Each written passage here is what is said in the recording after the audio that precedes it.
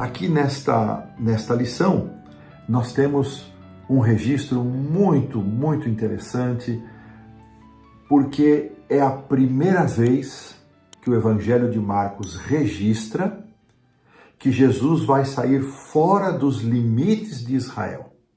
E o capítulo 5, os versos 1 a 20, contam esta história, a cura deste endemoniado Gerazeno ou Gadareno, como acontece de assim serem chamados. E esta porção da nossa lição ela é também muito significativa, porque Jesus ele se depara com esta situação terrível ao descer ali naquelas praias, naquela localidade, Decápolis, onde haviam várias cidades e vilas. Sai ao encontro dele essa figura. E vocês conseguem imaginar com todo desgrenhado seus cabelos, com seminu, com seu corpo com marcas de sofrimento. E olha que coisa interessante. O primeiro milagre registrado no Evangelho de Marcos, está lá no capítulo 1, verso 24, foi Jesus pregando para os judeus na sinagoga de Cafarnaum, expulsando um demônio. E agora, na primeira incursão de Jesus para um território fora de Israel, o seu primeiro milagre, a sua primeira ação é também a cura de uma pessoa possuída por uma legião de demônios. Que coisa impressionante. Esse termo legião, ele podia representar um destacamento de 3 a 6 mil soldados. Não sabemos quantos demônios estavam oprimindo aquele homem, mas era uma forma com que Satanás demonstrava toda a sua maldade, toda a sua intenção de destruição estava ali representada naquele indivíduo. É isso que o pecado faz. Ele primeiro nos atrai, depois ele nos escraviza, ele nos consome, ele nos destrói. Esse endemoniado era a própria figura daquilo que o pecado faz na vida das pessoas, daquilo que Satanás faz com as pessoas. E aqui uma coisa interessante, que você não encontra os discípulos participando de nada. Muito possivelmente eles, atemorizados por aquela situação, eles correram, porque não está registrada a presença deles ali. Mas esse homem corre para Jesus, ele se prostra diante de Jesus e ele reconhece a autoridade de Jesus como Filho de Deus, como aquele, o único soberano.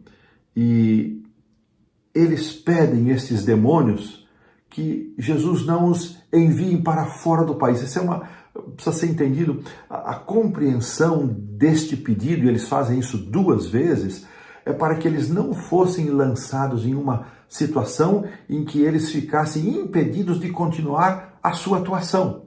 E Jesus consente nisso. E olha que interessante. E eles pedem para possuírem aquela manada de porcos. E Jesus consente.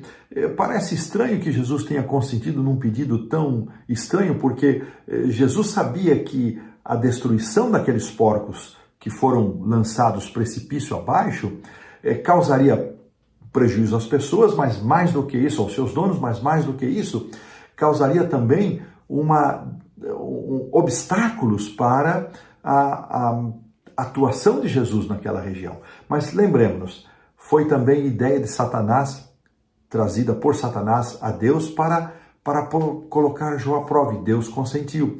Jesus estava vendo muito além, e a última porção do estudo que nós teremos nesta semana justamente nos fala da volta que Jesus, das circunstâncias que Jesus encontrou quando ele volta a essa região.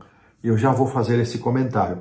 Mas é muito interessante que estas coisas tenham acontecido e que Jesus assim tenha consentido, e logo aquele homem estava ali calmo, tranquilo, vestido, alguém deve ter providenciado roupas para ele, e a lição nos leva a pensar nas características predominantes que aparecem nessa história. Primeiro, ela está cheia de elementos que retratam a obra do inimigo. A impureza, a contaminação cerimonial de porcos e pessoas sangrando e gentios, porque se estavam ali criando porcos porque era um território gentílico. Mas em segundo lugar, ela também nos fala desta batalha de Cristo contra Satanás, dos poderes do bem contra o mal e da vitória, acentuando o poder de Cristo sobre as forças do mal. Que coisa interessante.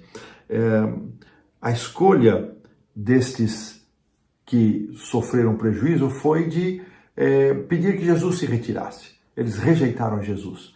Mas em contrapartida, aquele homem queria acompanhar Jesus. Ele disse, não, Jesus disse não. Você agora vai e conta para a tua família, conta para as pessoas o que é que Deus fez para a sua vida, o que Deus fez para você. E foi isso que aconteceu. Jesus foi rejeitado por aqueles que imaginaram ter tido um prejuízo material, mas foi aceito e amado por uma pessoa. E este elemento, este cavalheiro, esse cidadão, Mateus fala que eram dois, nós vamos ficar aqui com o registro de Marcos como um elemento só, ele testemunha. E quando Jesus volta para essa região, relato esse que aparece ali no final do capítulo 6, então o histórico é de que Jesus não conseguia atender a todos os que vieram ao seu encontro, especialmente ele trazia os doentes, e eles diziam, pelo menos vamos tocar na hora do seu manto. Então, que obra missionária fez esse homem, que poder, que testemunho ele deu. Isso é um grande exemplo para nós, e eu quero terminar esta lição da segunda-feira. Há muitas pessoas que se sentem incapazes, impróprias, inadequadas para realizar o trabalho de Deus. Jesus disse para aquele homem apenas o seguinte, vai e conta para os outros o que Deus fez para você.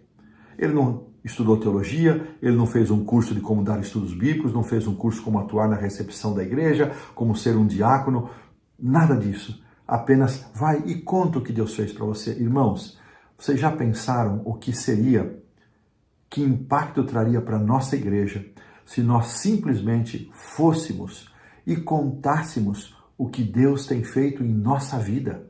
O que Deus tem feito em nossa vida. Então, não se ache uma pessoa inadequada, imprópria, incapaz para fazer obra de Deus. Apenas vá e conte aquilo que Deus tem feito na sua vida. Testemunhe das bênçãos que o Senhor tem derramado na sua vida. E com essa ideia nós terminamos aqui a lição da segunda-feira.